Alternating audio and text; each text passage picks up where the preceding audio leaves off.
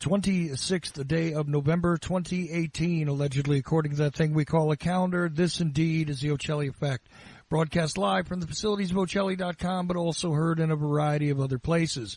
We do welcome you to this show on a moon day, which is going to start an interesting broadcast week, I promise. On Tuesday, tonight, by the way, well, let's begin with tonight. How about that?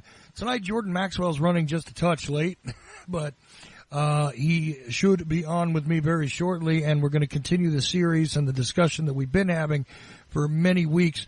On Tuesday, we will have J.P. Satilli with us, and also regular Joe has agreed to join us in the first hour, where Mike Swanson would normally be, because Mike will be away and unable to join us.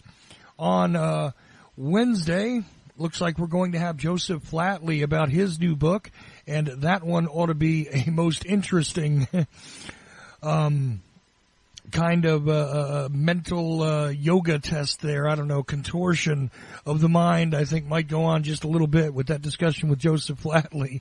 On Thursday, I may have an unpleasant conversation with Jefferson Morley, and Friday is beginning to look a lot more interesting than I thought it would, but has not been solidified just yet. So that's the way the week rolls out so far, and we have a couple of other irons in the fire, so to speak. So apparently I've got a little bit of a technical issue with grabbing Jordan, so I'm going to do my best to get a hold of him before we get into the subject matter tonight. I want you guys to, while I'm doing this, I want you guys to remember that we are taking questions. Jordan appreciates them. So if you'd like, you can go to the live chat room at Ocelli.com. You can also email it to me, info@Ocelli.com. You could, let's see, what else should I do? I'll keep the email open. I'll go to Twitter, I guess, if you want a private message, a question to Jordan there. Or if you're on my Skype list and you wish to send me a text message on there regarding the subject matter for tonight. Now, we are going to start off with religion. It does seem as though Jordan might want to expand a little bit on that particular topic tonight in some ways that he normally doesn't. But, you know, it seems like every week holds that sort of promise. So, again, continuing exactly the thing that we need to continue. Tell you what I'm going to do, though. I'm going to take a short break and see if I can't get Jordan on the phone elsewhere, which you guys won't be able to hear, and see what we can do about getting him right on and into the discussion, because little strange at the moment. Normally he's right there ready and waiting. So anyway, what we'll do in the meantime is play a little song from Cirrus Minor. It's called Awaiting Dilation. Here at Ocelli.com, and I'll be right back with all hope in mind that Jordan Maxwell. So I just spoke to Jordan off air really quickly. He is running late, yes, but will be joining us very shortly. Now I have a couple of questions from you guys already loaded up and ready to go. We shall soon see what else we wind up discussing. I never can tell exactly what direction Jordan is going to go in, but he is just preparing, plugging in his mic and all that good stuff.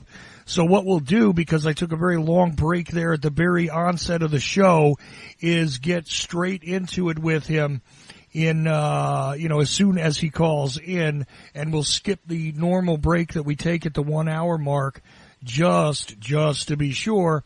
We might take maybe a 2-minute break instead of the normal 5, 6, 7 that I do at that time, but it'll be very, very brief, and we'll get straight on into everything as soon as Jordan arrives. Meanwhile, if you want to enter some of those questions, you can. If you're on my Skype list, do that. I am also going to open up, I think I said I'll open up Twitter, so I'll do that right now. I'll open up Twitter if you guys have, at Ocelli Effect at Twitter. You can send me a question that way without an issue. But Jordan, I did get a hold of him, and he will be with us shortly. So there we go. If you guys, want to drop a question there at Twitter, no problem. In the live chat room, no problem. On the Skype, no problem. And, hey, even the email, info@Ocelli.com. Any question which is even remotely, reasonable, let's put it that way, reasonable, I will get straight on to it. Now, I'm also going to do a little presentation, on my own regarding some of this material coming up in, I don't know if I'm going to make that an extra thing. I guess I'll take a little bit of listener feedback and see where you guys want to go, because some of the odder questions that have come up because of the series with Jordan about religion also involve things like the history of Samaria and stuff like that. And this way, I can do that presentation on my own at some point, and I'm not prepared to do it tonight. Otherwise, I might have just launched into it. But I do actually have Jordan Maxwell with me now. And if you go to jordanmaxwellshow.com, you can follow up on all these subjects, especially if you go ahead and join the Research Society, which there's a button for it at jordanmaxwellshow.com. There's also videos which one can download and have right away on demand for a small fee over there, so that you don't have to buy a DVD or anything like that. You're getting them straight from the man himself. When you go into the Research Society, though, there's a lot more material in there. There's literally, I think, a couple of ebooks. There's definitely videos. There's links to things. There's information, images, stuff that is not necessarily everywhere, and it's all grouped together about things like government, banking, religion, so on and so forth, and a lot of in-depth ways to get into it. But it all begins at the only website, which is Jordan Maxwell's, actually the man's website, jordanmaxwellshow.com. And that's the only website that's his, just so you know. Anything that's, connected or recommended there, that's his business. That's what he chose. You find his name in a lot of places, but not necessarily being presented to it, being presented to you by him, number one. Number two, you'll also find that you can email Jordan there, and it actually gets to Jordan. And you can make donations and things like that. Also at the website, all of those things are available there, plus a public section which has general information as well. But anyway, Jordan. Yes, sir. Great to have you along. Well, thank you. Thank you for inviting me. Absolutely, and we're continuing on with this series. Now, we've got a couple of questions already loaded up. Okay. I have invited people, of course, to drop more if they want in the chat room or on Skype, or they can send it to me via email right now while we're on the air. If you don't get it to us by the time we're on the air, I will absolutely save it for next time, which I have a few of those saved up already. But first of all, I'd like to find out how you're doing today. Well, comparatively well for a 78-year-old. I'm doing okay, I think. I'm doing all right when it comes to my work and thinking, but not getting around too well. I'm getting to where I'm kind of being stuck at home and stuck in one room because I don't get out too much, but and I'm not able to do a whole lot anymore like I used to. I was always running. All my life I've been running and trying to get done with the things I feel I need to do. But today I just don't have the old stuff to, the old stamina to do the things I want to do, and that's really disgusting to me, because there's so many places I'd like to go and talk to people and do seminars, and so many things I want to say and need to say and people need to hear. Excuse me. I guess the best way to handle what I need to do is do it by radio, because at least this way people it can be recorded and heard later. Because I got so many things I want to tell people that they don't know, and it's fascinating subjects about how much the world is ill-informed on. Well, this is all part of the. Whoops! Wait a second. There we go. This is all part of the discussion. That needs to be had, sure, and I love listening to you on anything that you're talking on. Whether it's a video or it's clips that people use from your videos or whatever. I love encountering your very concise way of giving presentations. Another thing, by the way, if somebody's listening to this right now and you feel as though you'd like to have Jordan come to you and talk to you or give a presentation at a conference or something like that, if you wanted to do that, actually, now the thing is, neither Jordan nor myself have the money necessarily to send Jordan somewhere. But on occasion, you would be willing to work something out where if they're willing to pay your expenses to go to a conference and give a presentation about this topic or others, all they would have to do really is email you over at jordanmaxwellshow.com and see if they could work it out with you directly, right? Yeah, well, that's true. But like I said, I don't get out very much anymore. I don't really travel very much anymore. I've traveled around the world. I've given lectures in Egypt and the Middle East and all over Europe. I've traveled extensively. Yeah. But, at 78 years old, I just don't do well at traveling. And those 19-hour plane trips are very destructive now to me. But, and I don't really get out very much anymore. But what I can do is I do individual counseling, telephone calls, consulting, and also with the new technology that the web has, that I can do seminars, and it can be seen in different places in the world. I've done that. I've done seminars in France and Europe from here, from my home, because the technology is there now. So I don't go out very much anymore because I'm too old and tired and burned out. Right. It takes so much out of me to travel anymore. Well, I'm thinking more like a short trip. I mean, if somebody wanted you to say go to Texas or California or or somewhere like Seattle, something like that. I would be interested to hear and see and talk with them. I would be interested to talk with them, and if it's something that we look like we could do, then I wouldn't mind doing that, because I really enjoy talking to audiences.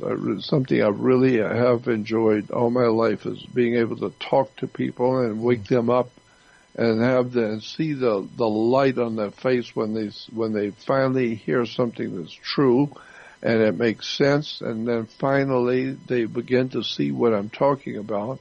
It's very rewarding to educate people. It's a very rewarding career to be able to speak to people and wake them up and tell them things that they've known all their life. They knew something was wrong, but you tell them and explain it to them so that they can finally understand it correctly, what is going on the earth today. And that's what I've been doing for years, and I love doing it.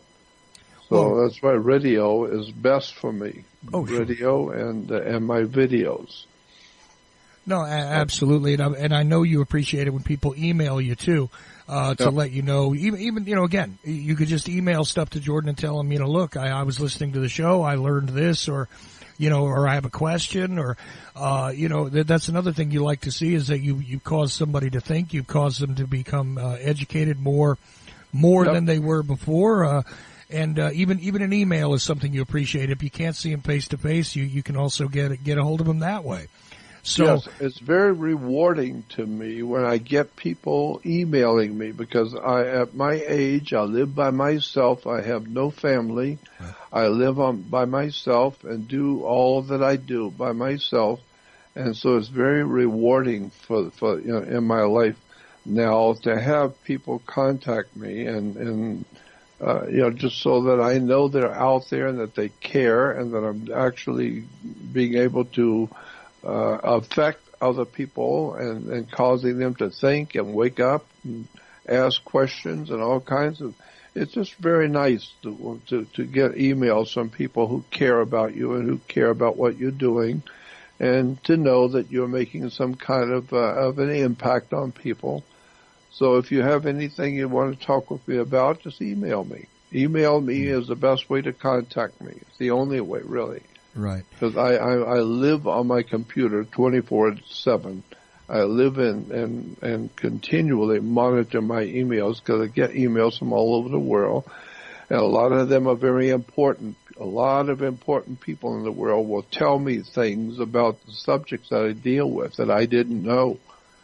And I learn a lot from people. I learn a lot from listening to people who are experts in different subjects that I talk about, I know about, but I always say I'm not the world's foremost expert. I'm not the foremost expert in the world on anything. I'm just an ordinary man pursuing extraordinary knowledge. Right. But I learn a lot from people. Lots of interesting people write me and tell me things that I had no way of knowing.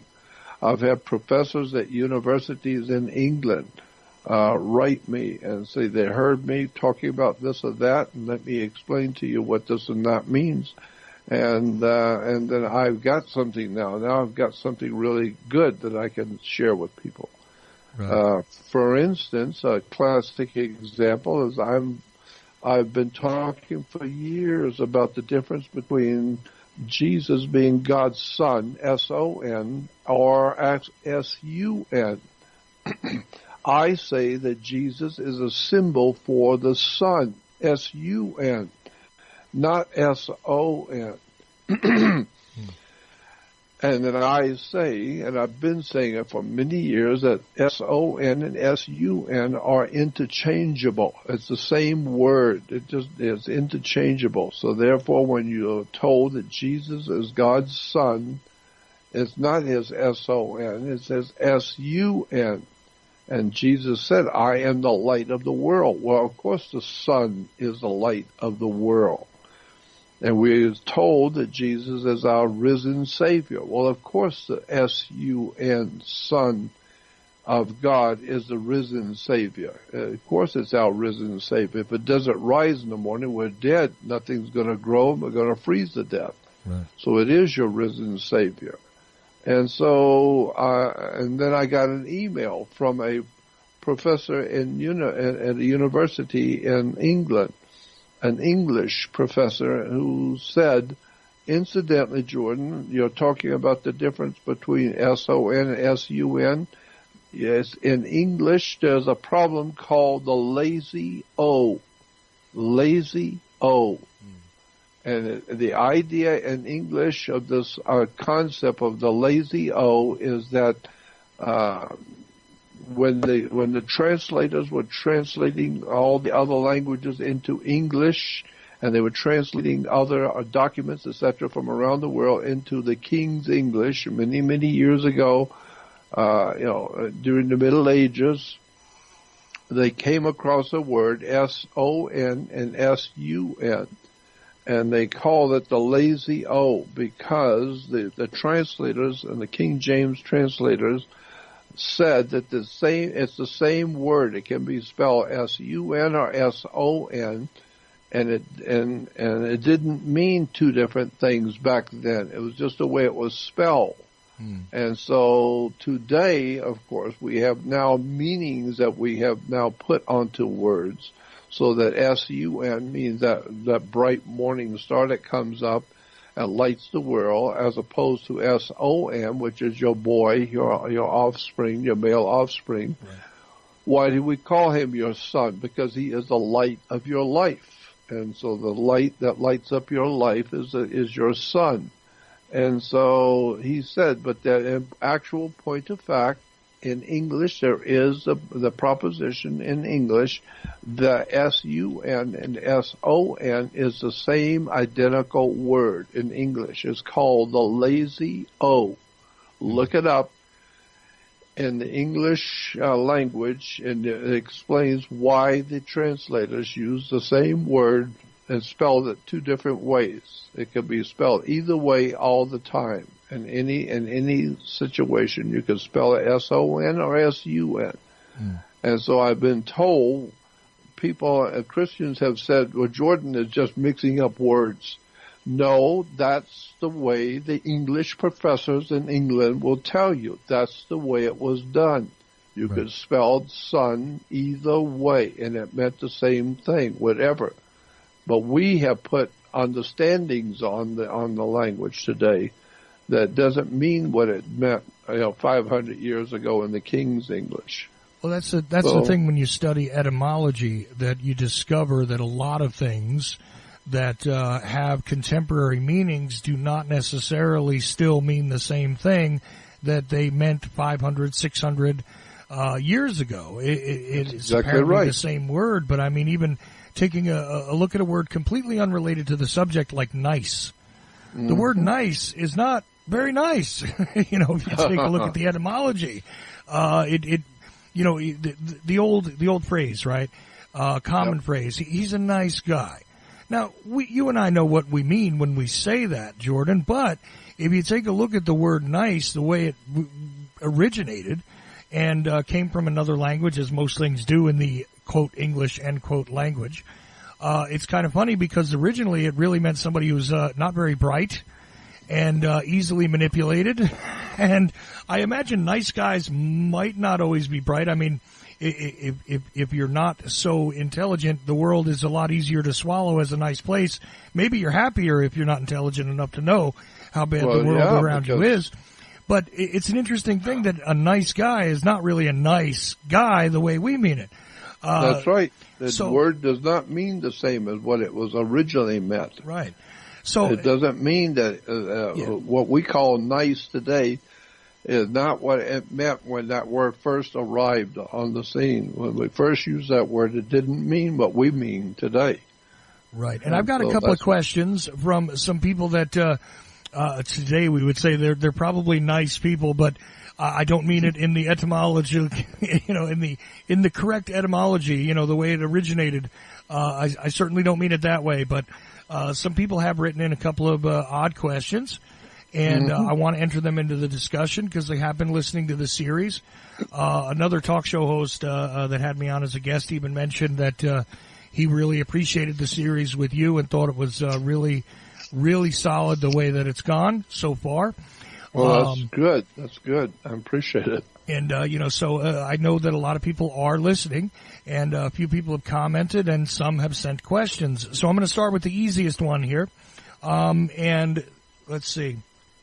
This is from Joan, and she asks, what does Jordan think of the work of, I always screw this up, but Zacharias Sitchin, I think is his name, and it's pronunciation that bothers me there, but I think I did it right. Zacharias Sitchin, and the work online of the group that calls themselves Spirit Science.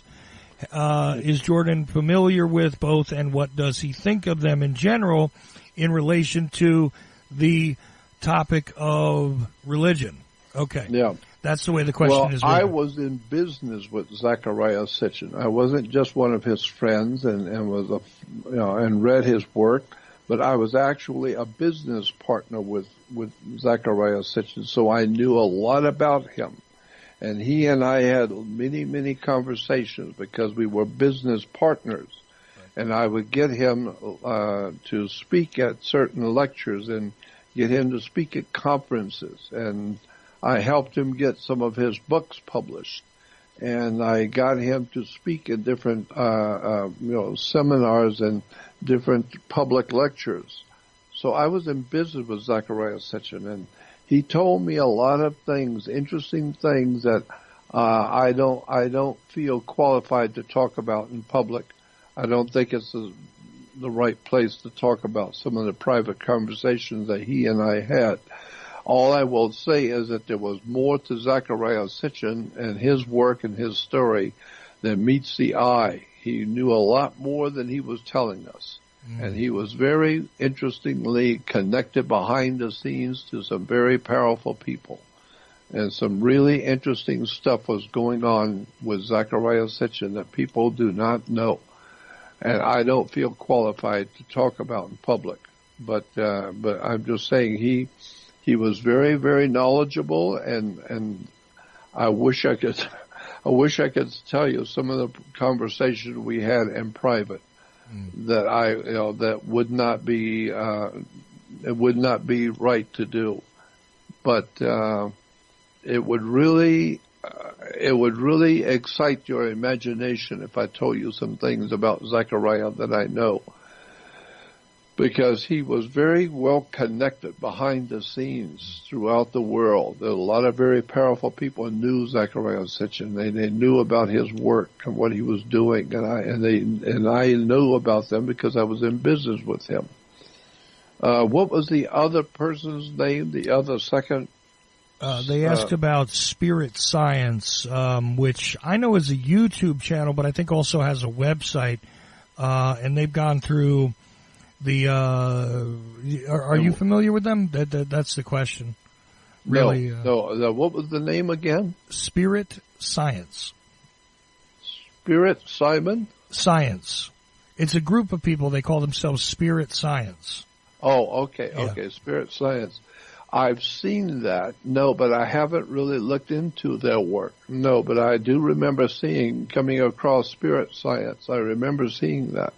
But I have not looked into it myself, so I'm not really qualified to talk about it. No, fair enough. But I do know about them. I'll have to look at that. Now, I'm writing it down. I'm going to have to look at that when we're through with the show. Yeah, I think it sounds very interesting, Spirit Science. Yeah, I mean, look, if you start on YouTube, they have a very interesting set of presentations. They definitely, if you're looking at stuff that, is related to Gaia TV, you'll find them related to them as well. It's interesting. It's very interesting. I don't know. They didn't ask for my commentary, so they asked you. But since maybe you'll look at it and you'll discover that you need to look at it some more. I don't know, Jordan. It would be great to hear about it. But anyways, I'm always open because I'm always open to hear what people are into. People who have really dedicated their life to certain subjects. I want to know what they know. I want to hear what they have to say. Because that's the way I have come to educate myself, as being in the company of really extraordinary people who have talked with me in private. And I say to the public all the time, I'm not that clever. I'm not that smart. What I bring to the table are the people that I have met in my life and the subjects which they have opened me up to that I had no idea in the world that existed.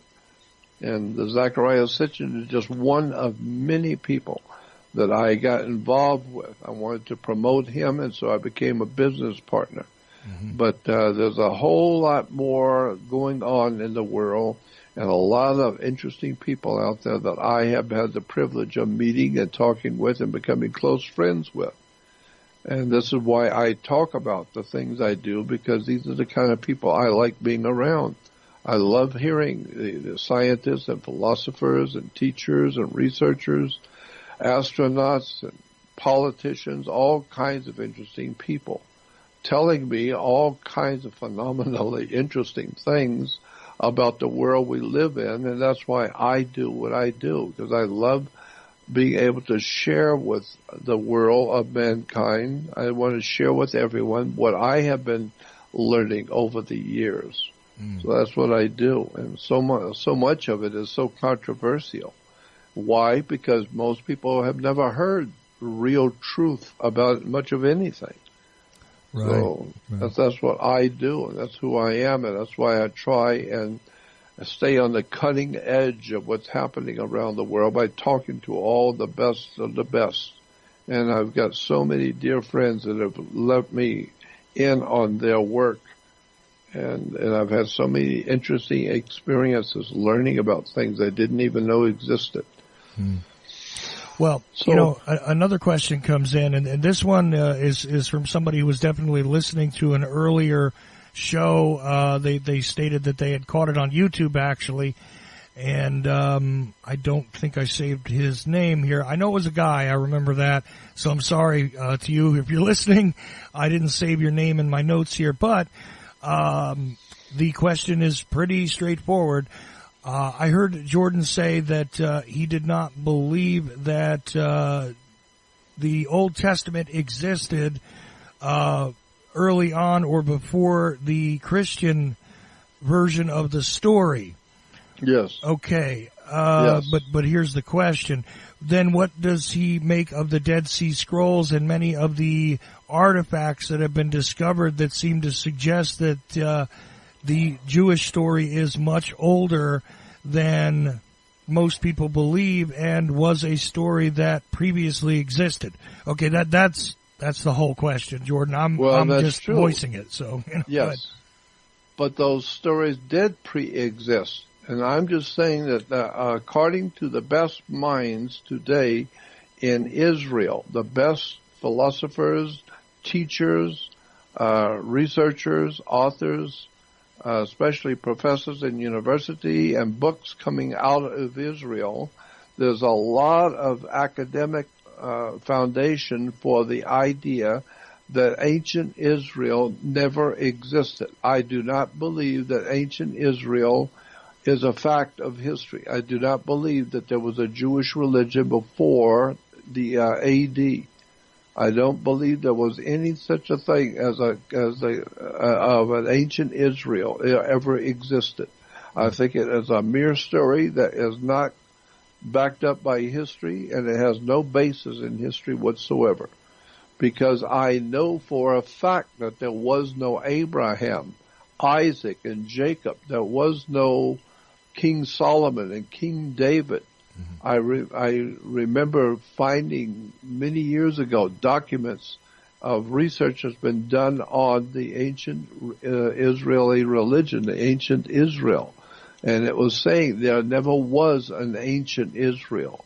Israel today, we know, is not the ancient Israel of the ancient in the Old Testament of the Bible. And what we call today the Old Testament in the Bible is actually the religion of the Phoenician Canaanites. There is no language. There is no, in fact, Hebrew language.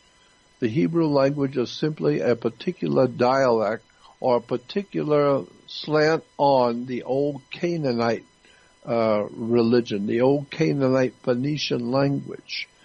Because in thousands of years ago, when the ancient Israel was supposed to have existed, there was no ancient Israel. There was Phoenicia, Cana. And the Canaanites were in the area we call Israel today. They were called Canaanites, the land of Cana.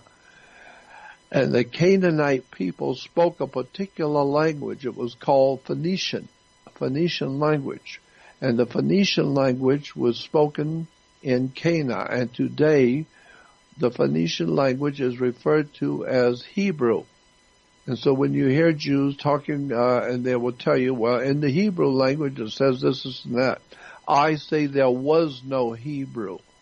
There is no Hebrew language. It's a Phoenician Canaanite. So talk to me about what the Phoenician Canaanite language says, because that's what you call Hebrew. And so if you understand that there was no Hebrew, one professor in Israel said that connecting the Islamic,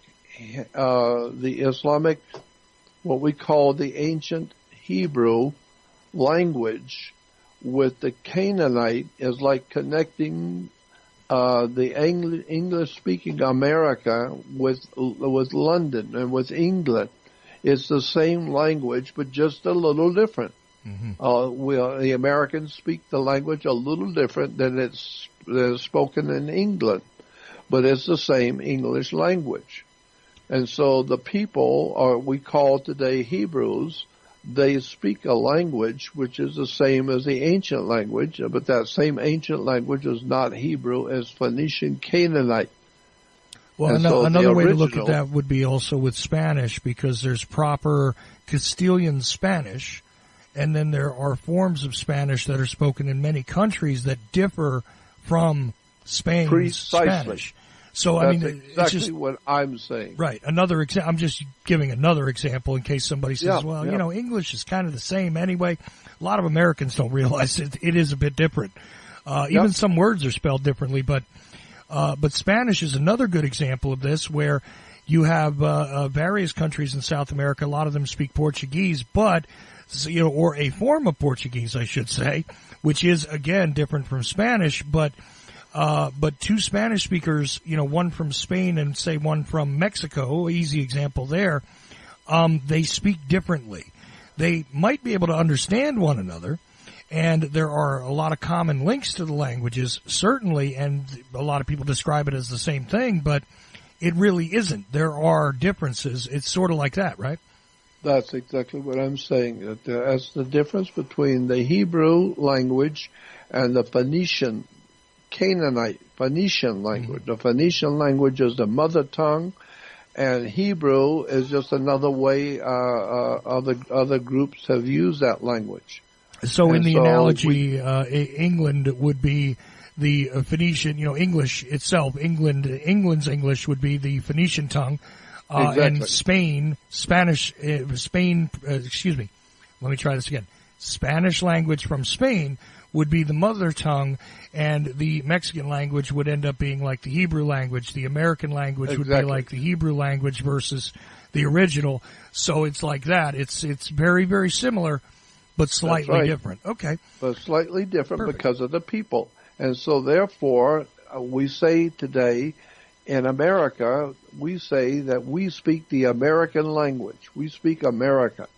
No, you don't speak American. You are American. You speak a mother tongue, which is English. Mm-hmm. And so when we say that, these people are speaking Hebrew. No, they are Hebrew. But they're speaking a Phoenician language. Right. They are Hebrew. And so we don't know the difference. So we just say, they're Hebrews, so they're speaking Hebrew. No, they're Hebrews, but they're speaking Phoenician. It's a Phoenician ancient Canaanite language. So when you hear the idea of an ancient place called the land of Cana, that's the Hebrews today are from the land of Cana. They were actually Canaanites. Mm. And so when you read in the scriptures about the Canaanites, that's who today is in charge of Israel, the Canaanites. Right. They're not a mystical people called the Hebrews. There was no King David. There was no King Solomon. I am telling you, there was no king. There was all of those words and all those famous people in the Old Testament never existed. And we say, if you go back to one of the earliest Bibles, I came across one in an old bookstore once, an old Bible, and everywhere where the Bible talks about King David, it said King Druid, D-R-U-I-D, not D-A-V-I-D. And in India, they have a Druid religion.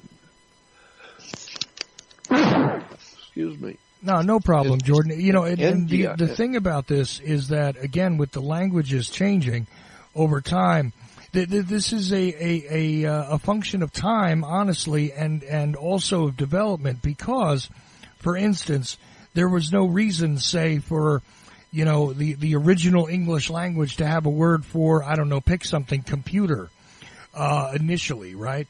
And so the language might develop, and they might have slightly different names in England for a computer than we do here, and therefore the split, begins to happen, right? And there's also things that are only indigenous, say, to this part of the world that maybe they don't even have in the UK. So therefore, we have to develop words or adopt an existing word from some other language in order to take it in. Doesn't even necessarily mean that the English uses it. That's right. And the same thing happened with the Spanish, and I imagine with the Hebrew and Phoenician. Because here's the interesting thing. Some people talk about there's ancient Hebrew and then there's more modern Hebrew, right? Languages over time change. They must, as a matter of function. You have to develop new words for new things. If somebody invents a wholly new object, you got to call it by something.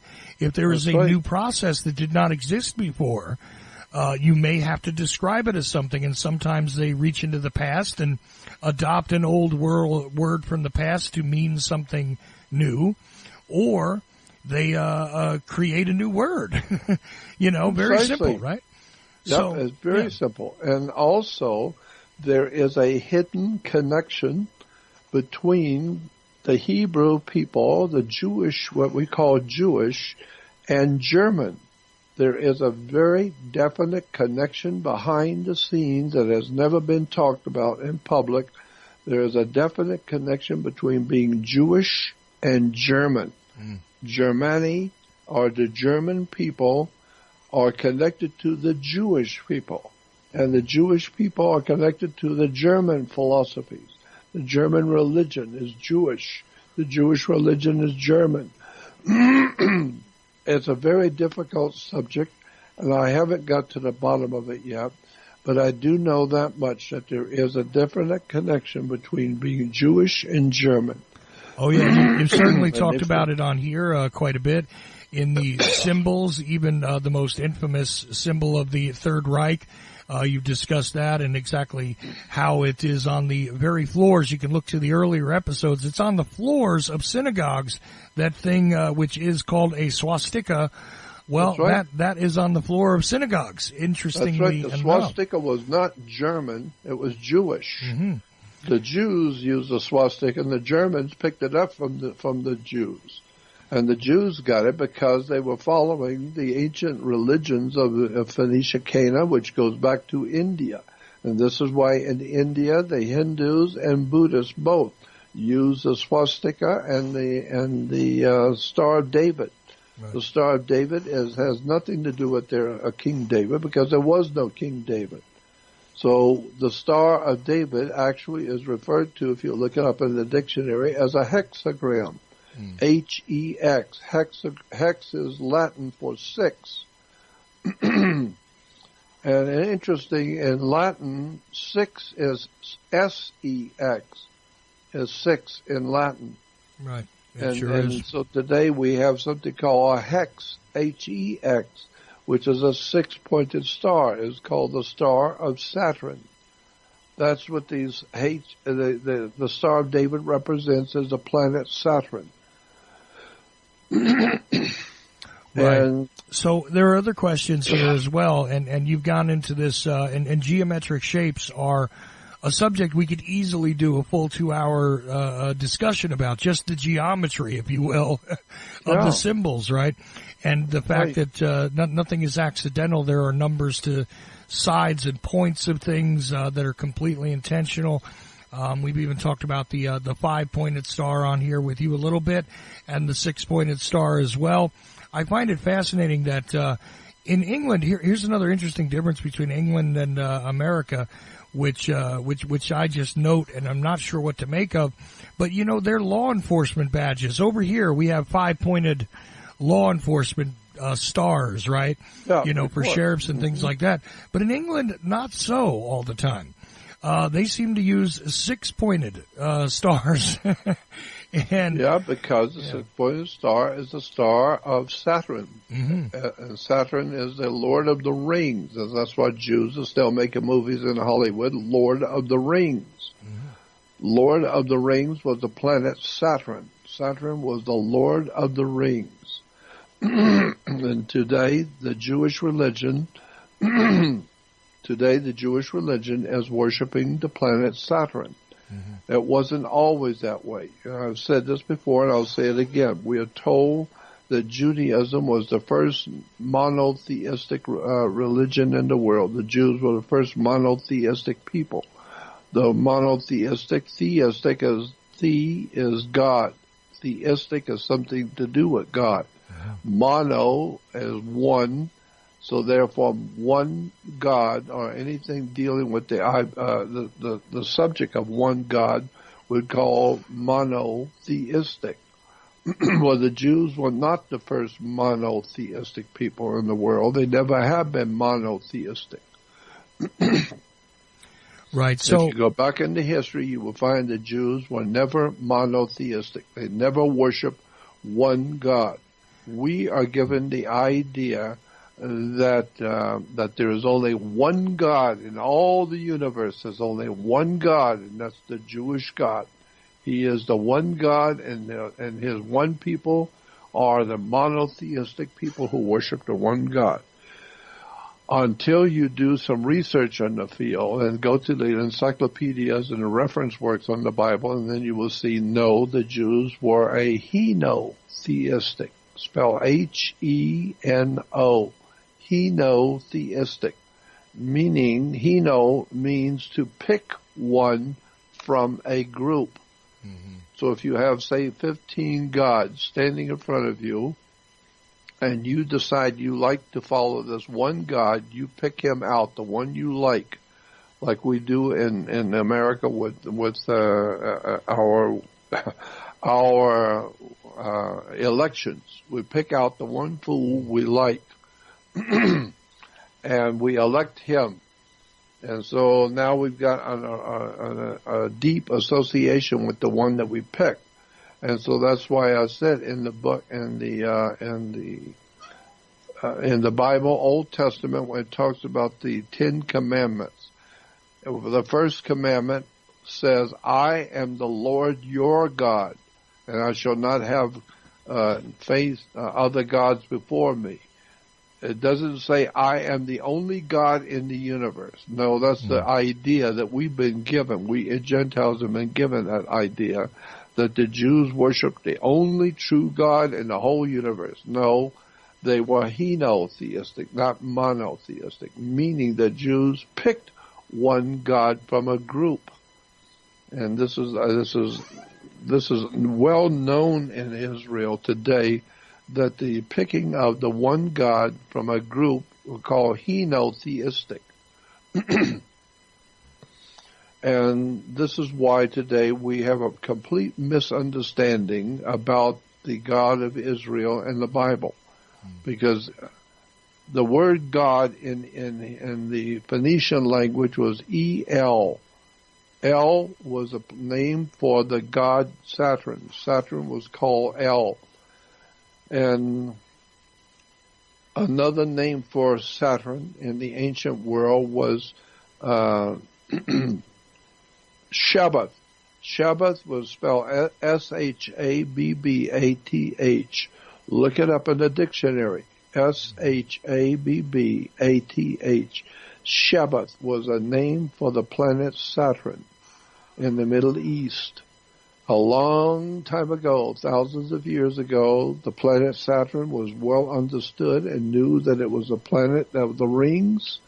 And a lot of people don't realize that the ancient peoples of the world knew Saturn had rings, and they gave him the name of Shabbat. And so today, if you're going to worship the planet Saturn, you do it on Saturn's day.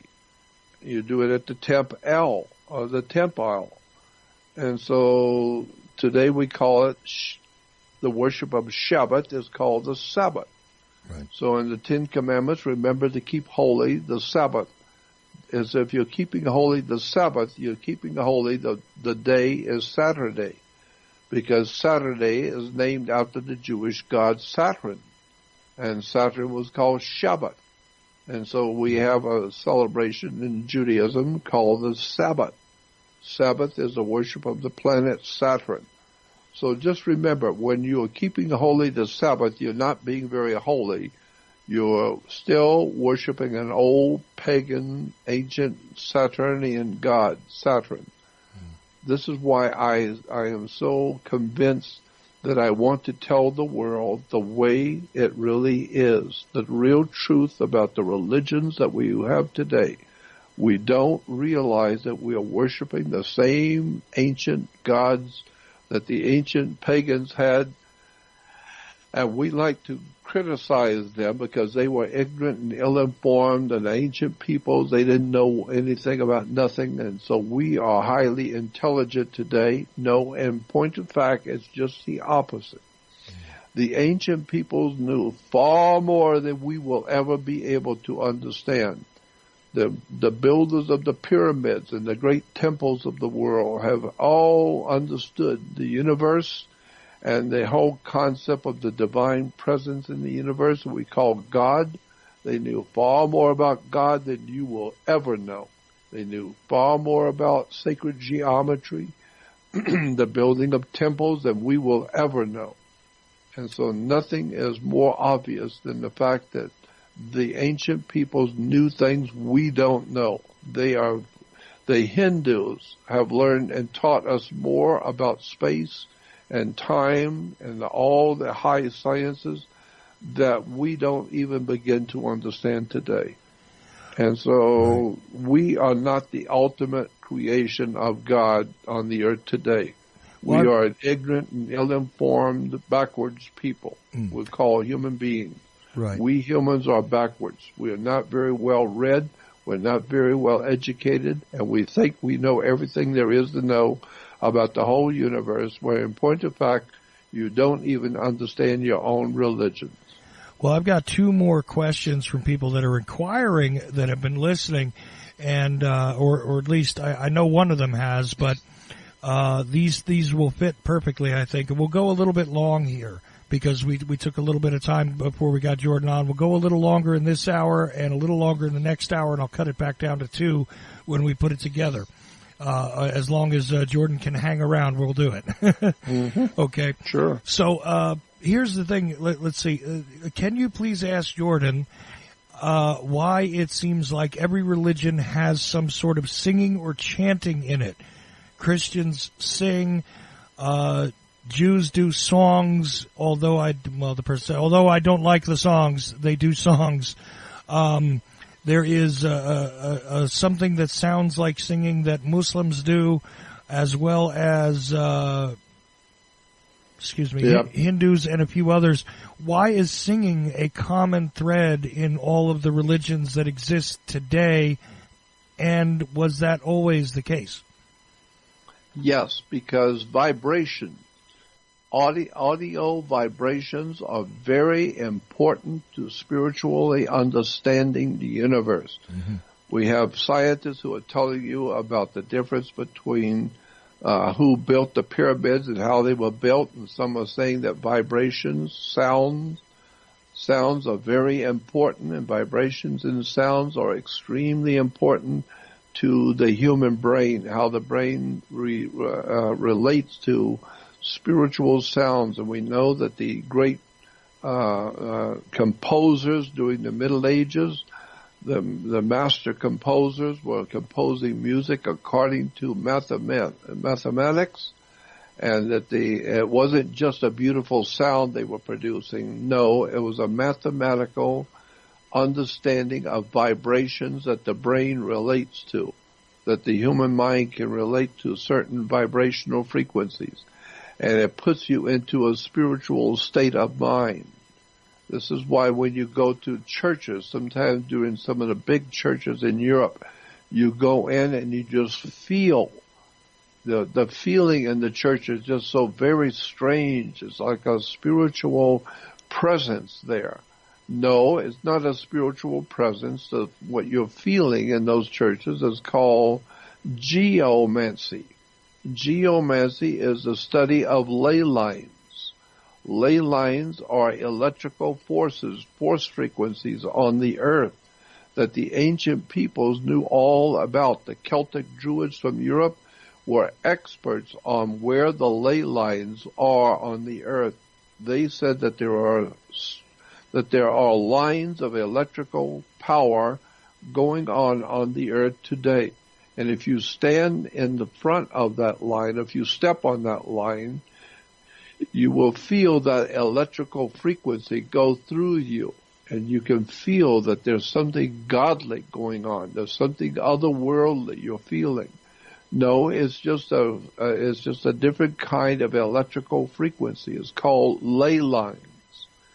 And if you go back and you look at it, that's what you're doing when you're singing in churches. You are humming and communicating with the spirit world with vibrations and frequencies. And we know all of that has been used by religions for thousands of years. Mm. And this is why, incidentally, the music industry today in Hollywood is able to captivate the minds of young people and captivate. In motion pictures, they have something called mood music. When there's going to be some terrible thing happen, there's some kind of a sinister sound or music that tells you something is bad going to happen. If it was a happy scene, you will have the music to accompany a happy scene. So Hollywood makes music to present a particular scene in a movie. And so it's called mood music. It puts you in the right mood to experience what the movie is going to show you. So music has always been used to connect the human brain to the spirit world. That's why music is so profoundly important today, when you see how the young people are being misled into, and rap music was developed by the people who developed the rap music was developed by what we would call the British East India Company. and it has to do with the idea of privatizing jails. Prisons are being privatized.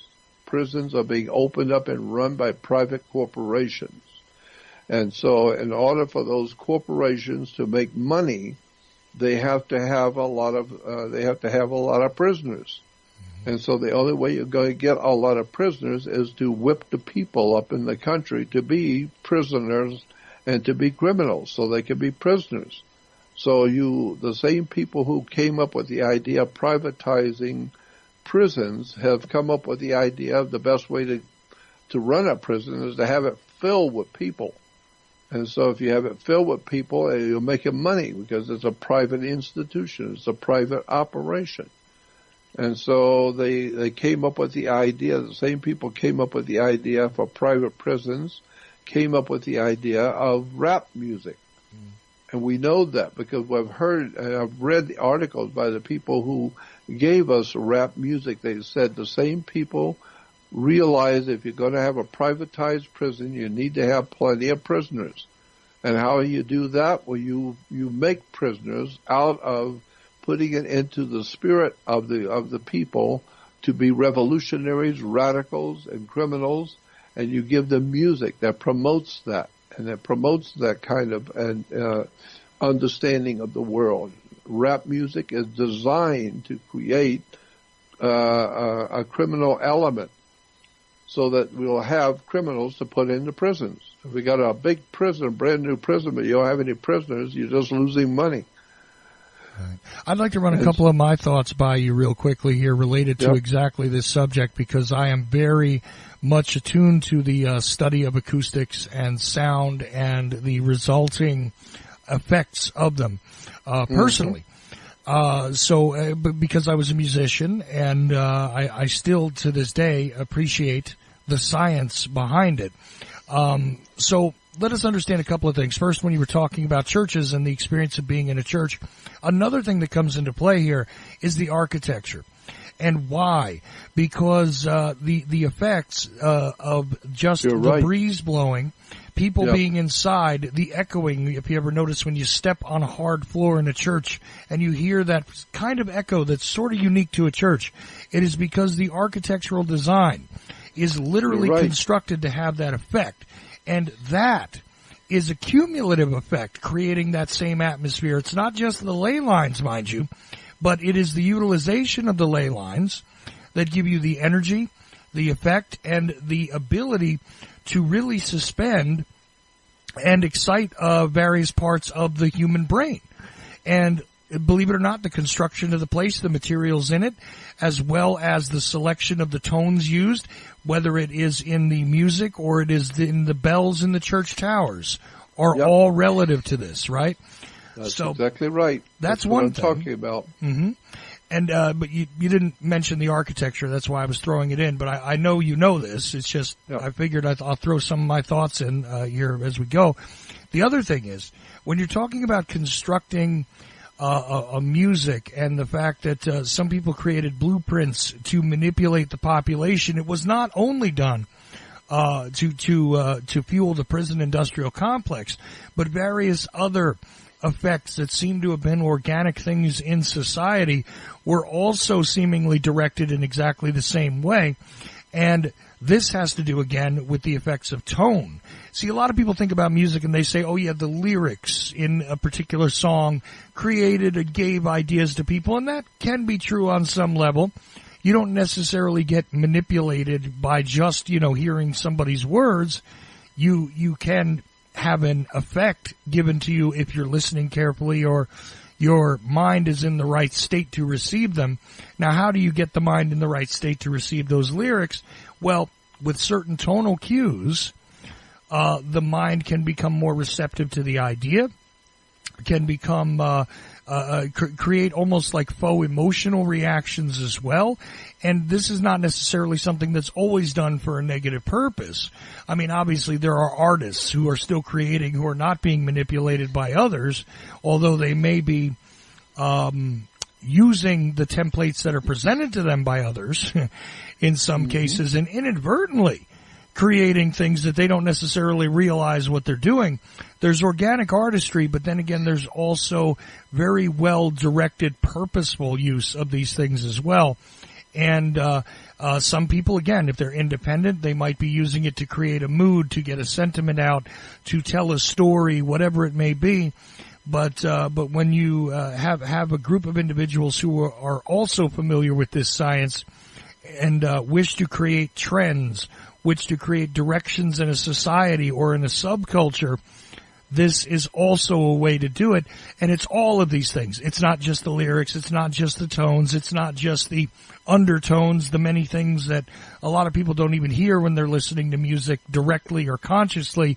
But a lot of subconscious messages can be sent by a continuous tone underneath the music that, again, is not even really truly audible during the time you're listening to it or you're hearing it in the background, et cetera, et cetera.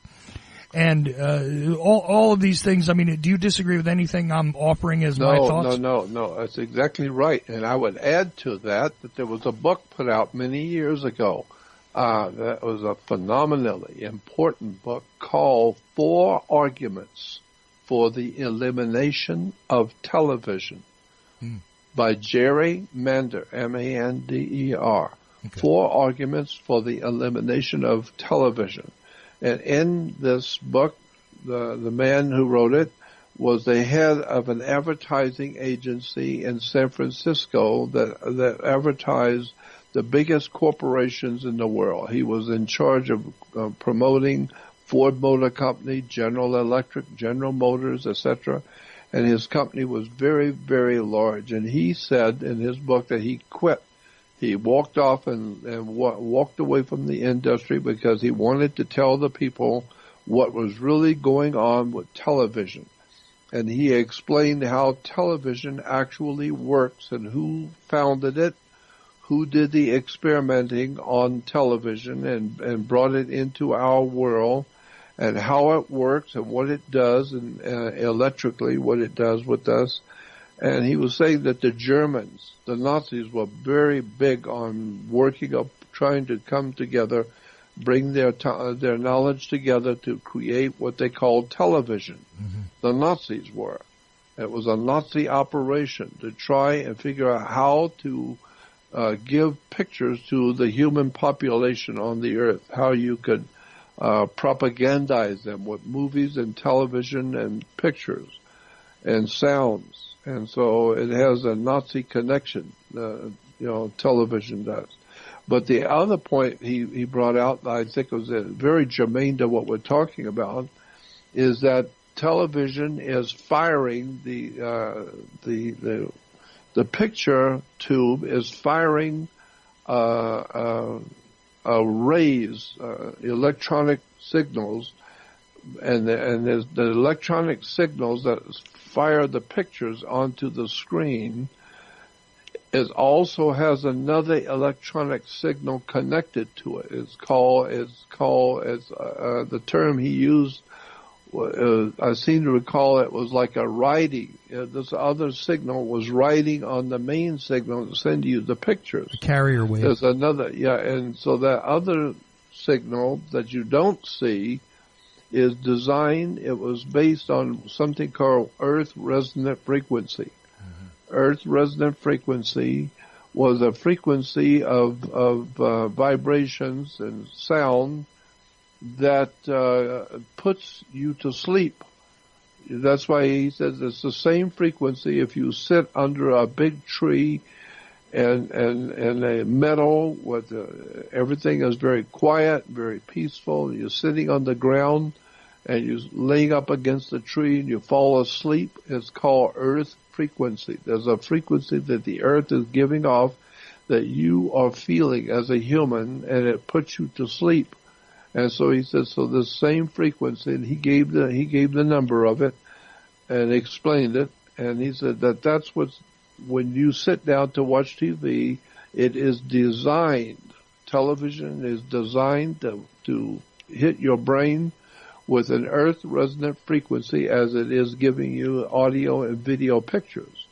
And what it's doing is putting your brain to sleep so that you will not you will not have any problem accepting whatever it is you're seeing. It's putting your brain to sleep with something called earth resonant frequency. And the mind goes to sleep, even though you're sitting there with your eyes open, your brain is sleeping. And you don't even realize it. Now they're telling you stuff on the television, the television show, which is propaganda, is putting you to sleep and telling you what you should think and how to view things. So it's a propaganda machine. But he said, the point I really liked is he said something to the effect that television is propaganda, but propaganda does not deceive you. Propaganda helps you to deceive yourself. You're buying into it when you sit there in front of a television and watch it so-called news programs of the network news. It's actually a propaganda machine to put you to sleep so you will believe whatever it tells you. Right. Well, Jordan, before we go to it, I want to take a short break, very, very short break. But before we do that, it's not just the news that you're placed into this susceptible kind of brainwave state. I have another guest who talks about how that state that they use, the frequency that they use for everything from your electricity to your television to your electronics to everything is actually a little bit off from where it could be. They could make it a lot more natural and not agitate everybody, but they don't, and it has something to do with changes that were made post-World War II based on the German design, which make things just a little less healthy, a little less comfortable and everything else. And this is why you see that we have had a greater time of agitation post-World War II. And he's, a master electrician, right, explaining this. And he talks about it all the time. And it's really, it gets me a little confused, but it is precisely what you're discussing here. And one might say, well, look, of course we know news is propaganda. Well, here's another quick thought. I've watched television. Of course, you have, Jordan. Almost anybody who's listening to this, I guarantee you, has at one time watched television. Of course. You ever notice that you might get hungry for the cheeseburger they show you on TV? Of course, and I know why. Well, this is the same thing. It's not really that you were hungry. It's not really, no. But, and see, here's the thing. It's not just propaganda in the words and the pictures, but it's also the design of what's happening to your brainwaves. So literally, you have now convinced yourself that you want that cheeseburger, or sub or pizza or whatever it is. I find this every time. Even looking at these commercials on other things like, YouTube and stuff, because I get stuck with commercials all the time. You look at it and you go, I actually would like to eat whatever they have in front of you. I remember an interview done with a man who owned a drive-in theater in Los Angeles, and he was being interviewed about the concept of drive-in theaters and where it started and how it began and how important is it, how lucrative is it, the whole business of drive-in theaters. And he said, well, we actually put into the films, we have one frame every so often showing you a picture of a hamburger and fries and cold drinks and 7-Up or whatever, and it's a frame that's actually in the end of the movie, and it's just one frame, but it's quite a few of them. But there's spaced every 10 or 15 frames. There will be a picture of the hamburger and French fries, and it says we're hungry. And he says, so we put that into the film so people watching the film do not realize they just have one frame that they didn't even see. It was just so quick, but the brain picked it up. The mind picked it up. Mm-hmm. And you didn't realize that your brain saw it, and it is now talking to you. You're getting hungry. You need to go and get something to eat. And he said that's because we actually put that picture in the film. And it was only 1 or 2 times we did it, but it's enough for the people when the movie is over wanting to come in and buy food. That's what we want. That's what we want them to do, is come in and buy That's how we're making our money. Right. And we provide them with the idea in the movie. They didn't even see it. So, like I said, propaganda doesn't deceive you. It helps you to deceive yourself. Oh, right. And look, this cuts all different ways. But like I said, it could be about selling you an idea. It could be about selling you a cheeseburger. But one way or another, very much it's about convincing you that something is good and you're ready for it. And doesn't that frighten you just a little bit when they're doing war reporting? After all, I find that people that watch more news about a war or about a terrible situation seem to accept it more. They really do. And, of course, this sounds almost like we're not talking about religion. But once again, when you create an environment, like whether it's a drive-in movie theater, which those things have gone away because sophistication is well beyond splicing in a frame of a picture of food anymore. There's a lot of different ways this is done. Some of it is done with harmonics. There is a reason why there is a music bed. There is a reason why there is a sound bed to these things. That's right. Which is not, again, necessarily audible. Just like that frame is not something that you're going to recall. Well, I saw a picture of a cheeseburger and fries. Nope. You might not recall that, but your mind, your subconscious mind picks that stuff up very well. Subconscious saw it, right. And so, I know that's true because I've had it happen to me. Right, exactly. But meanwhile, there's a lot more to the religion discussion, and I got one more question left. Of course, if you guys want to add in more, or a Monday discussion continues with the great Jordan Maxwell, which again, his website is jordanmaxwellshow.com. This is the only website that is Jordan Maxwell's. Once again, you can join the Research Society there for a one-time fee.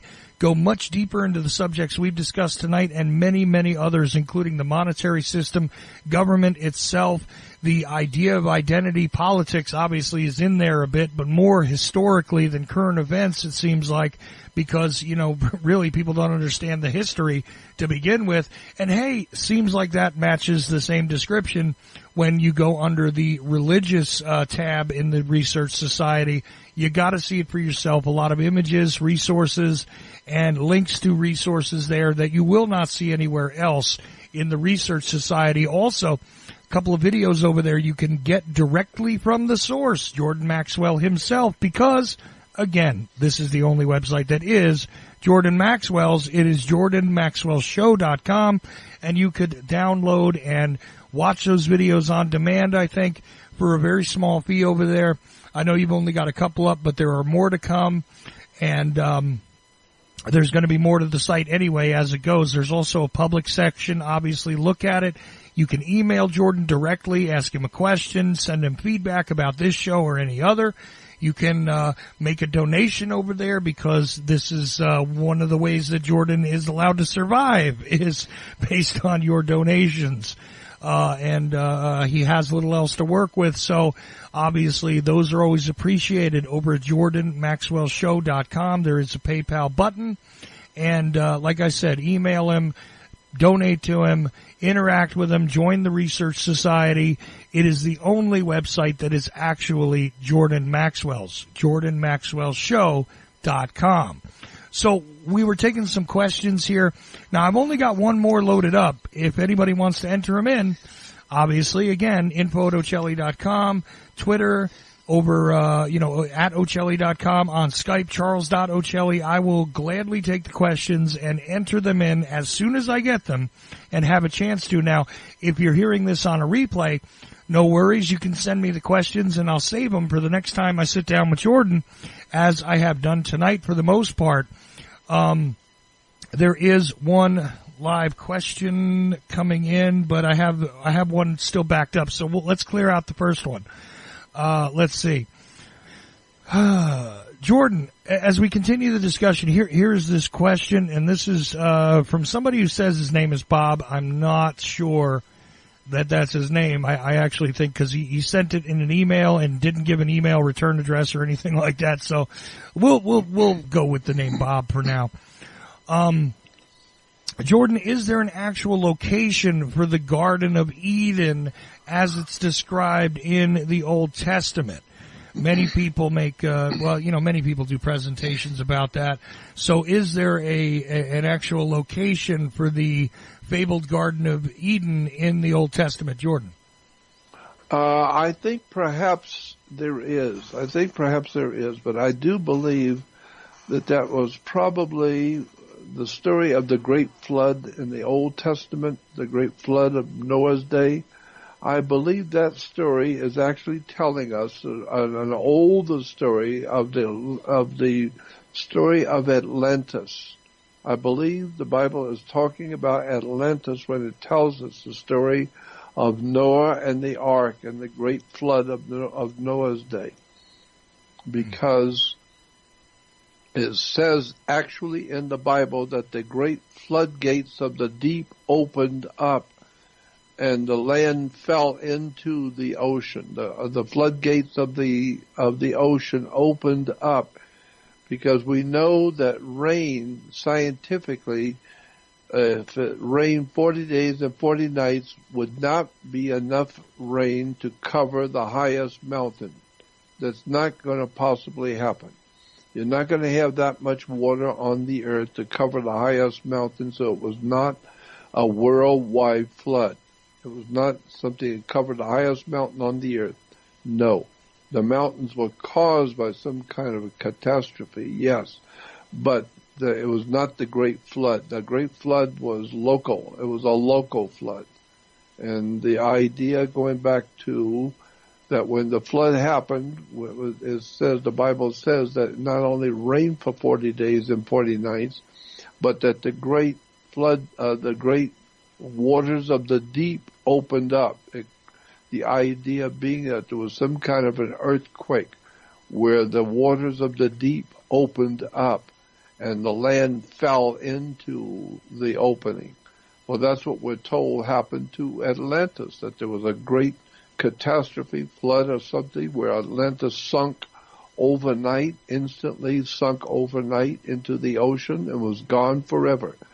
I believe that what we're talking about in the book of Genesis is about Atlantis. There's no doubt in my mind about that. Now, if there was a place where Adam and Eve were being created in a garden of paradise, I think there probably was. And most likely that was some kind of a place that was on Atlantis, or maybe in the Mediterranean somewhere, where the extraterrestrials who came here and messed with our DNA and recreated us, they obviously had to take whoever these creatures were that they were going to operate on and crossbreed with them. They had to put that female into a protective area where the other animals couldn't harm her, and because she was going to be given birth to an extraterrestrial birth. And so that's why she was put into some kind of a protective environment, which is exactly what we would do today. If you're going to take one particular animal and you're going to crossbreed with that animal, you would take it out of the herd, out of the group, and put it someplace where it's going to be safe while you work on it, while you work your experiment on it. I think that's exactly what happened with the story of Adam and Eve, that somebody came here from out there, off-world entities came here and saw the indigenous creatures and said, come, let us make man in our image, after our likeness. Mm-hmm. And so the scripture is saying that somebody came here from out there. Well, what's out there? Well, God's out there. Well, maybe God came here and said, come, let us make man in our image, after our likeness. Let's make him look like us. And so then later on the scripture says, God says, here man has become as one of us. He's like us. He looks like us. And he's just like us. And so I think that there was a place in particular, somewhere on the earth, probably in the Atlantic somewhere, on Atlantis, or that's where it would have to be, would be on Atlantis, or in somewhere in the Mediterranean, where that paradise, that Garden of Eden, was actually a real place where the real creatures were being dealt with by extraterrestrials, because we now are seeing all kinds of signs that there were extraterrestrials here who came from other planets, who came from other worlds out there in space. And you ask any child, if you believe in God, yes, where is God? And he will point out there. So God's out there. Well, what do you mean out there? What is the out there? Well, it's heaven. Well, God's in heaven. That's right. He's out there in the heavens. And he came here, and he saw the indigenous creatures that were here, the Neanderthal creatures who had evolved here, and said, come, let us, who's us? More than one. Mm-hmm. Let us make man in our image, after our likeness. This is what a rabbi told me many years ago, a very high-ranking rabbi. He's still alive today. He told me that the Bible does not say God created man. The Bible says God recreated man. It says in Genesis 1:28 that God said, come, let us make man in our image, after our likeness. And then after man was made, it was the commandment was, go forth and multiply and replenish the earth. And I said to the rabbi, is that a correct translation when it says replenish the earth? Yes, that's exactly what it meant. Well, R-E means do it again. He said, that's exactly right. Because there was a great flood in Genesis 6, I think it is, Genesis 6:1, where after the great flood of Noah's day, when the ark, we're told, when the ark came to sit on dry land, that God said to Noah and his sons and wives, go forth and multiply and replenish the earth. Well, of course, and the rabbi said, of course, if God has destroyed all life with the great flood, and he wants humans on the earth, he's created the earth for us, right. Well, then we're going to have to do again, replenish the earth, not plenish, replenish. And that's why it says in Genesis 1, when God created Adam and Eve, and the word was, go forth and replenish the earth again. So therefore Adam and Eve were not the first humans. They were not the first intelligent creatures on the earth. They were a remaking of man. Go forth and remake man again. Right. Let us make man in our image, after our likeness. So it's a remaking of the human family. And so we have now things called, there's a whole study in science of pre-Adamic man. Pre-Adamic means before Adam even was created, there was already man on the earth. So you can say God did not create man. God merely recreated man. He came here and said, do it again. And so let us make man in our image, after our likeness. So now we look like the gods who came here and created us. And that's why when I hear people saying that they've had, one-on-one confrontations with extraterrestrials who look like humans, well, that's what makes sense to me, because that's what the Bible says. God said, come, let us make man in our image, after our likeness. Not make man. No, man's already here. Let's remake him to look like us and be like us. And then the scripture says later that man has become as one of us. He looks like us. Right. Also note, this is us, this is we, this is not one. We're in God's image, as in one God. We are in the God's image. Well, seems as though there was a plural attached to that. Anyway, a live Twitter question, which I think this is the first time I've taken a question directly from Twitter for you, Jordan, because I put it out there. So we got one, didn't we? And the question reads exactly as follows. This is from, the Twitter handle is 1 minute to midnight, which is somebody that I know listens to the show all the time. Anyway, can he speak at all to the idea that the Flavians actually created Christianity in order to quell the Messianic Jews? ? That's the whole question, exactly as it was tweeted to me, Jordan. That the Pleiadians created Christianity? The Flavians. He spelled it Flavians. Oh, yes. I'm sorry, I misunderstood. No problem. Yes. I think there is something to that. I think that there is enough evidence to show that the Flavians did create Christianity. The Romans created it. There was a Roman family in line for the Caesar of Rome, were called the Flavians, and they created Christianity. Yes, that story is on the web. You could go and watch it. There's quite a bit of videos on that subject, and I think there is something to it because it makes sense that the Romans would come up with the idea of Christianity. Right, and you see references. That's where it came from. That's why today the Vatican says they are the original Christianity. Mm-hmm. Well, you're talking about Rome.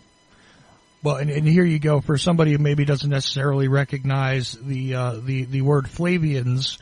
It was a family name. Yeah, it was the name of a family. Julius Flavius Caesar. Yes. That's the house, and there you have the Julian order and the house of Julius, which Julius Flavius. That's part of Julius Caesar's name. Just so people understand that. Okay. Yep. But please continue. I just want to throw that in case somebody was thrown by that. I know you're not, Jordan. I mean, you've forgotten more than most people know about these things. I'm just saying that I just felt that was a good thing to put in there as well. But it does seem rather interesting that it would be a political and also a spiritual solution. Oh, you know what? Here comes something else. This one is on email, though. You have not discussed witchcraft in regards to the spoken word aloud and song. Ooh, okay. And I would like to know, does Jordan know anything about the use of sound when it comes to magical practices in various religious orders, including Christianity? I think that's what we talked about already. I thought so too, but anyway, go ahead. Sorry. Yeah, no. Yeah, I think we talked about that, and we established, yes, there is a very definite connection between humans with your human brain being able to commingle with the spirit world. You're opening yourself up to the spirit world by sounds, and this is why there's always been chanting. The chantings are being done by all the ancient religions in the world because chanting, the Bible calls Satan, that says Satan when he was created, he was given pipes. He was the god of pipes and sounds. That's interesting. There's a scripture in the Old Testament that says Satan, when he came into the picture, he was the god of pipes and sounds and music. He was a musical god. And this is why the word muse were a term that was given to the angels in the book of Hesiod, the Theology of Hesiod. Hesiod was an ancient Greek who said he had one-on-one communications and conversations with spirit angels from another world. They came here and talked with him, and he said they told him they called themselves muses, which gives us our word music, amusement, museum, amusement. Muses were spirit entities, and this is why we have something called music, because these spirits are communicating with us in our brains with frequencies, with radio frequencies, with musical frequencies, and so yes, there is a definite connection between the use of sounds and chants, etc., in our religious services, because we are actually communicating with the spirit world when you're hearing these chants, Gregorian chants, etc. And this goes across cultures and across religions. I mean, most of the things that you just attributed to Satan, in fact, are things that could be easily attributed to the pre-Christian god Apollo. Of course. Again, the Lord of the Muses, if you will, and various things like that. Got another Twitter question. Joseph Green asks, okay, let's see. How does Jordan feel about Charles Fort? Is the question. Yeah. Yeah, I've talked about him, I think, on your show. You sure Charles have. Fort, the book Charles Fort wrote was given to me when I was 19 years old as a gift from a man that I am sure was not fully human. And he suggested that I should read a book, and he gave me a copy. It was called The Complete Works of Charles Fort. And I think that the book of Charles Fort is probably the most phenomenally fascinating book you'll ever pick up. You can still get it today in bookstores. You can order it easy. You can go on my website. JordanMaxwellShow.com, and on there you will see a folder, a little flyer that says recommended materials. Those are the books I highly recommend. And Charles Fort is on there. Look for the Complete Works of Charles Fort on recommended materials, and just click on it. It'll take you right to Amazon to order it. It's called The Complete Works of Charles Fort, and what that book does, it'll blow your mind. It tells you what Charles Fort did was he went to libraries, and he was able to, he had some sort of a retirement or some sort of monies from his family, so he didn't have to work. So he spent many years going through the library in New York and going through all the big libraries, looking up all the strangest experiences that have ever happened on the earth that science has no explanation for whatsoever. Mm-hmm. And he outlines in footnotes in every paragraph. He talks about some strange incident that happened in the world that nobody has any idea to explain it at all. And then he tells you where it was written, who wrote the article, where you can find it if you want to do your own research. It's a gold mine of occultism. It's a gold mine of hidden knowledge about strange things which have happened on the earth that nobody can explain. And I was fascinated with the book back when I was 19 years old, when it was given to me by my girlfriend's father. It was a strange experience when I met my girlfriend's father. He was not of this world. There's no doubt in my mind of that. And he suggested that I read this book, which I did, and it changed my life overnight because it's such a fascinating book. I love it. I still have a copy right here with me on my bookcase. There you go. So one other question has come in. I did this one through the Skype, and so I have to roll it and be able to read it correctly here. So bear with me a second, Jordan. Okay. All right, I'll shorten this a little bit. The idea that the Bible is divinely inspired and therefore it is the Word of God is commonplace. So this person is asking, is not everything according to that sort of idea that is written by a man, therefore not also divinely inspired?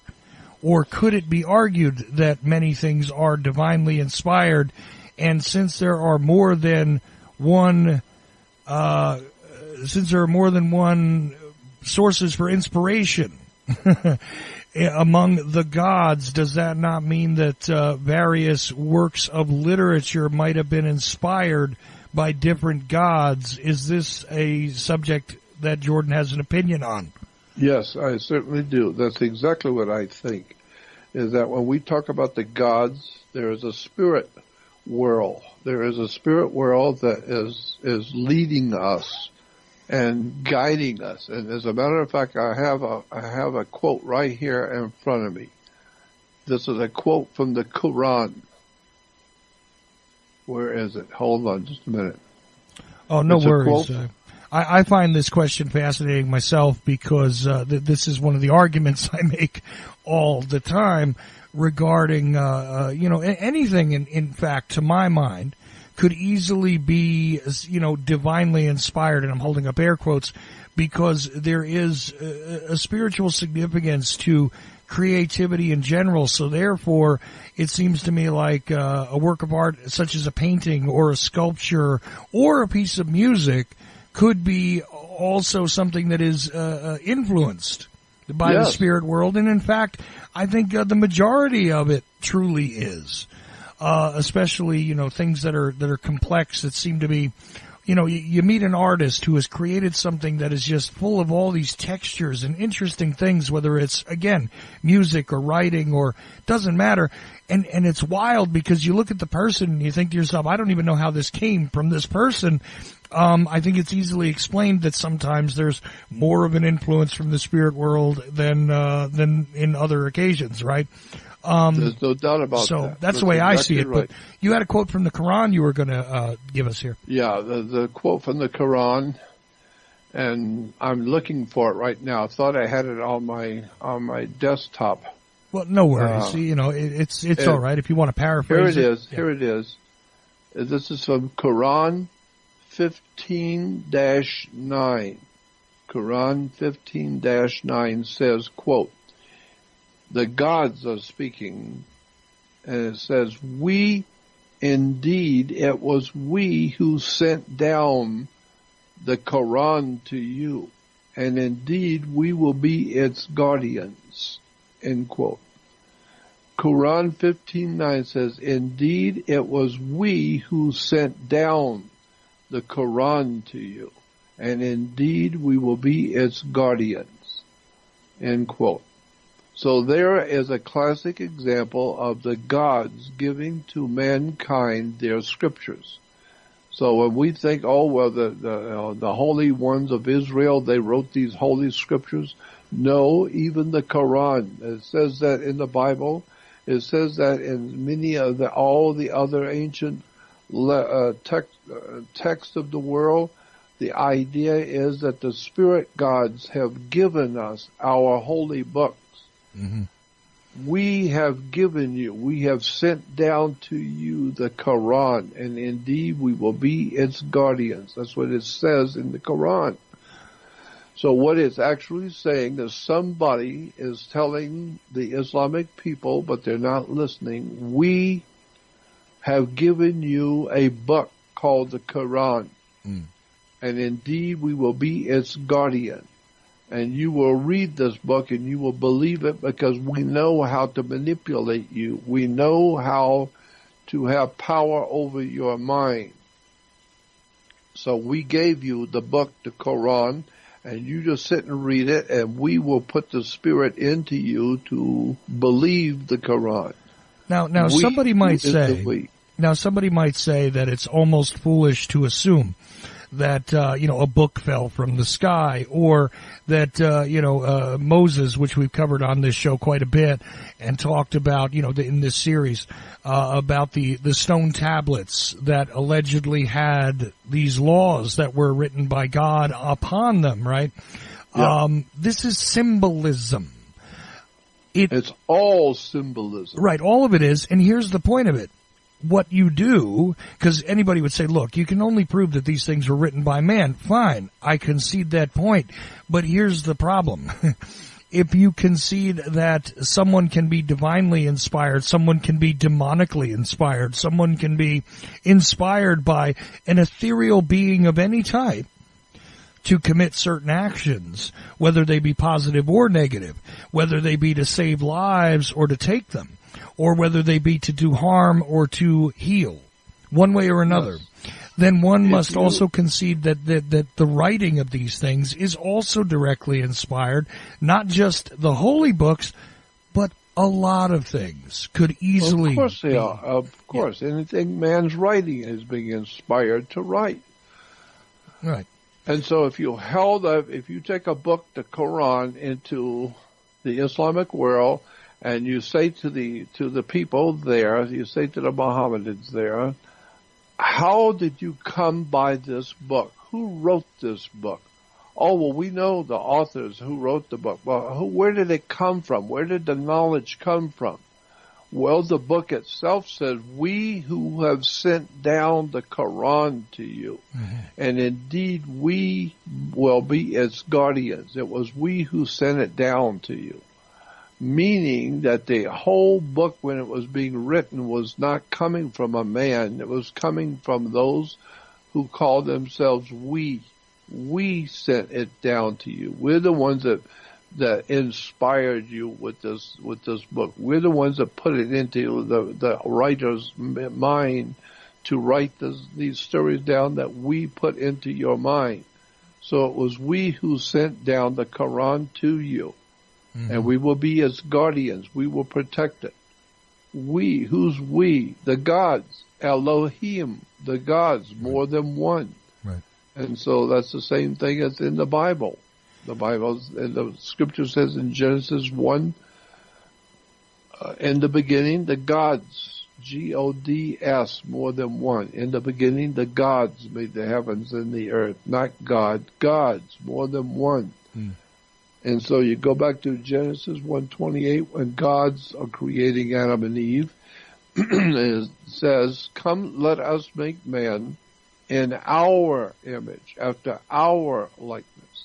So what Genesis 1 is saying is that we today have been remade. Somebody has remade us and messed with our DNA and our genetics.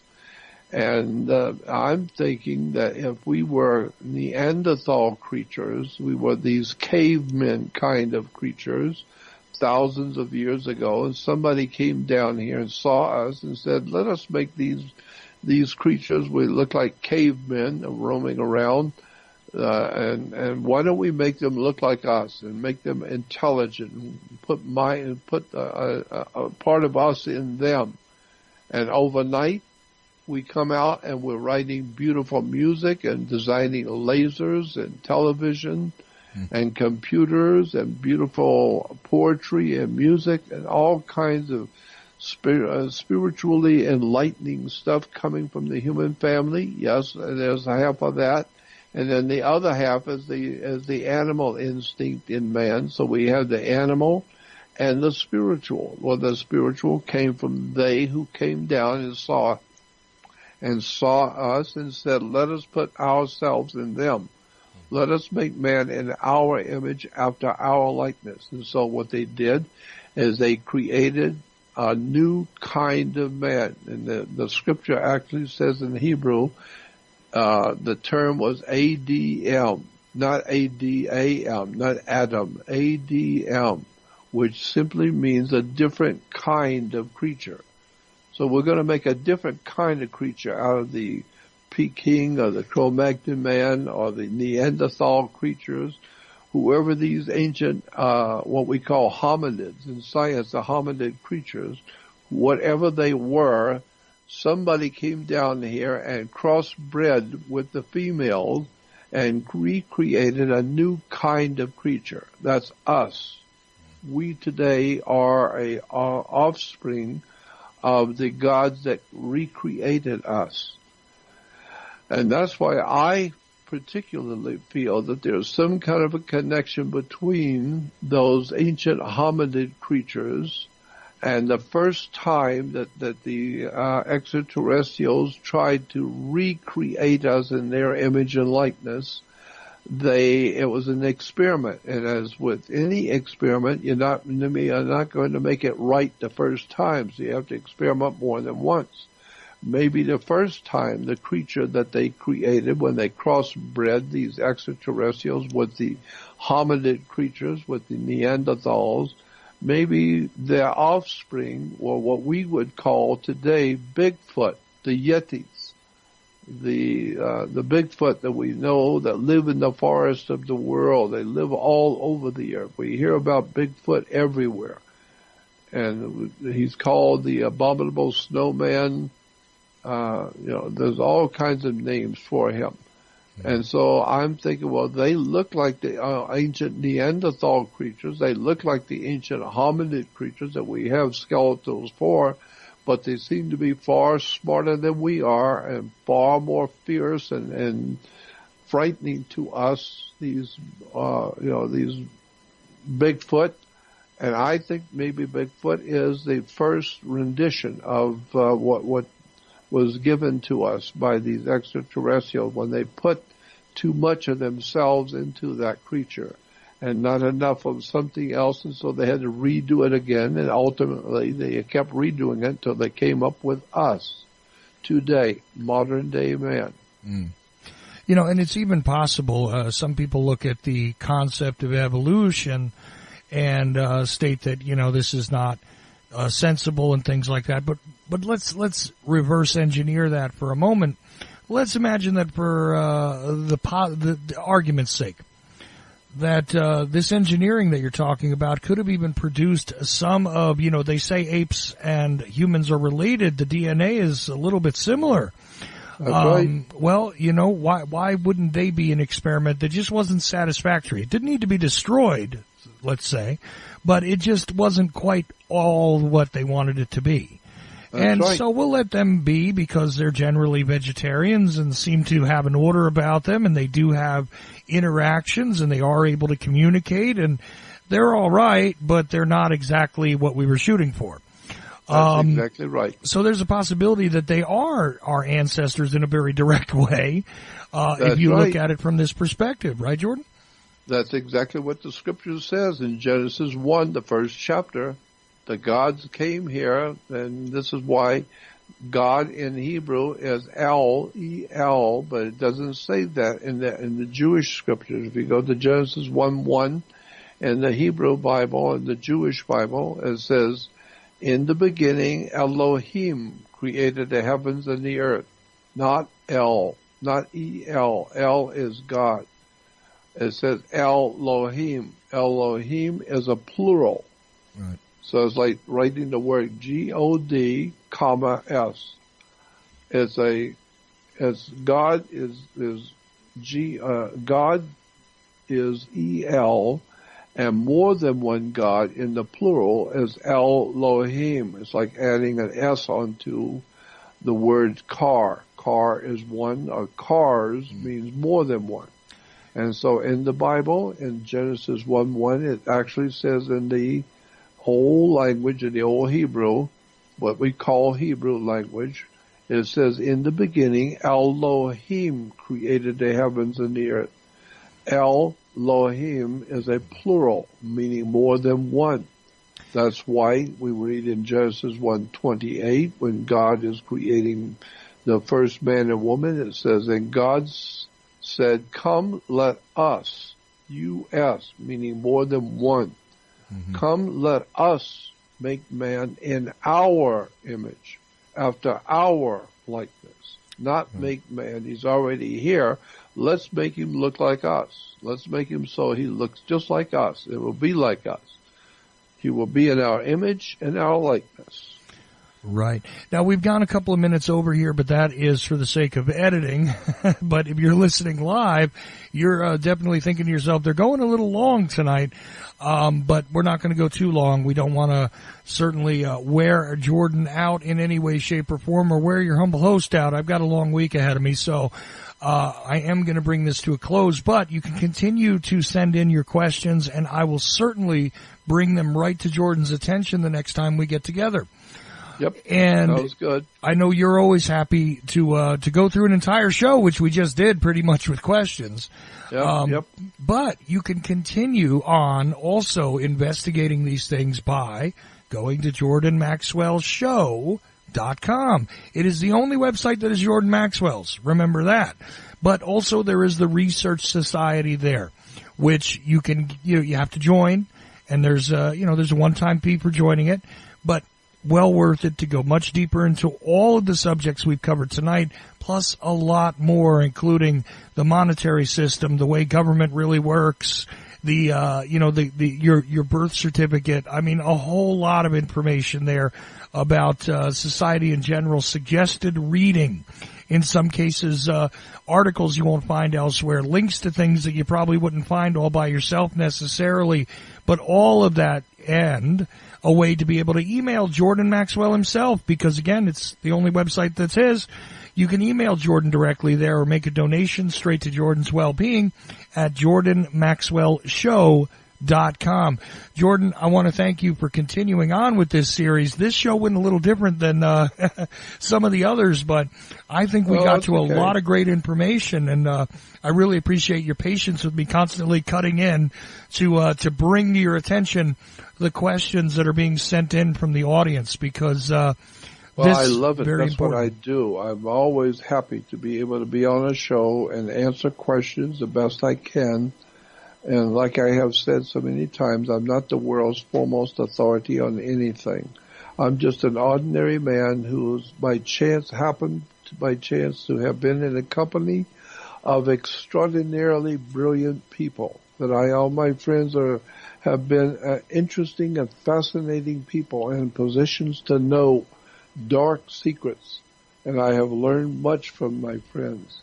And so that's why I try and pass that on to my audience, the things which I have been privileged to know about and hear about and read about and learn about. It's a fascinating world, and as I've told you before, nothing in this world is what you think it is. You need to go down deeper into every subject, and you will find that there's a world of knowledge you have never been told before. That's what I try to do. Absolutely true. Jordan Maxwell, once again, we appreciate you. We've had the privilege of having a very long series with you,